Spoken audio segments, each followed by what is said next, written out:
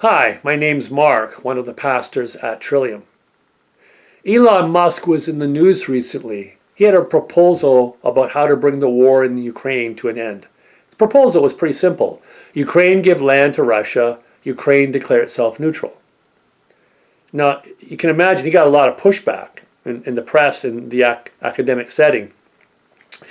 A lot of people disagreed with what he had to say about that. But there was one article in the Globe and Mail that got my attention. The article was about how we should begin to boycott Tesla Motors, the company that Elon Musk founded and still runs. The idea that it's not enough simply to disagree with somebody, we need to bring leverage against them. We need to punish them for what they have to say. Their ideas need to be rebuked by actually bringing a certain amount of pain against that person. And that's that new insidious idea that's crept into our culture. It's not just enough to disagree with somebody or to argue against them or to make a counter proposal. We have to leverage pressure against that person to keep them quiet. It's part of this cancel culture that's out there today. We've been talking about stewardship a lot recently over the last few weeks. Stewardship is the careful and responsible management of something entrusted to one's care. And I'm thinking today it's especially important that we consider stewarding the contrarian voices in our culture, in our own circle. See, because we live in a time today where there's not much patience for the contrarian voice. And it falls on all sides of the political spectrum. It's not just one side. We live in our little silos where everybody agrees with each other, and we see the other who has a different idea, who has a different voice, as the enemy. And I think when we try to silence the contrarian voice, like evidenced in the Globe and Mail article, we often miss out on critical information.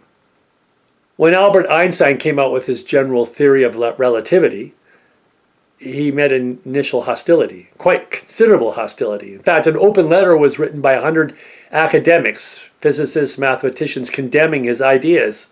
It wasn't enough for them to argue against him in the scientific journals to point out where his theory was mistaken or faulty. They wrote this open letter condemning his ideas. I guess the idea that if there was 100 of them, it would bring a powerful rebuke, a way of sort of ostracizing Einstein and silencing his ideas. And imagine the implications today if Einstein had been relegated to the sideline, had been canceled, and his ideas suppressed. Imagine where we would be today in our understanding of the universe. It's not that the contrarian voice is always correct.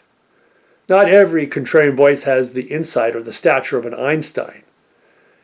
Sometimes the contrarian voice can be wrong in the big picture, but still have insight on the specifics. Sometimes there's a unique insight or angle of understanding that comes from the contrarian point of view. And if we try to suppress it or silence it, we will miss out on what it has to offer us. And it's important to remember, those of us who follow Christ, that our perspective comes from contrarian voices. In the ancient world, Israel stands out as the contrarian voice. They had a very unique and different understanding of God and God's relationship with people. The prophets that are found in the Old Testament, they were contrarians at heart. They called the leaders and the people to a better way of living. They called them out of one way to a better way of living, a more faithful way of living in the relationship with God. Jesus was a contrarian at heart. He had a new understanding of God. He had a new teachings about how we're to live with each other, a new understanding about what the core feature of what it means to worship God is. You know, Martin Luther, the founder of the Reformation, was a contrarian at heart. He challenged the authority of the Catholic Church in its moral living and in some of its teachings. John Wesley, who's essentially the founder of Methodism, of which Trillium is an extension of, was a contrarian at heart. He'd had a spiritual awakening, and he invited others to share with him a new understanding of God that came out of this spiritual awakening. It led him out of the Anglican Church.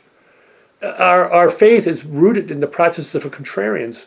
And so it's important for us to remember that the contrarian voice has an important role to play in our worship of God.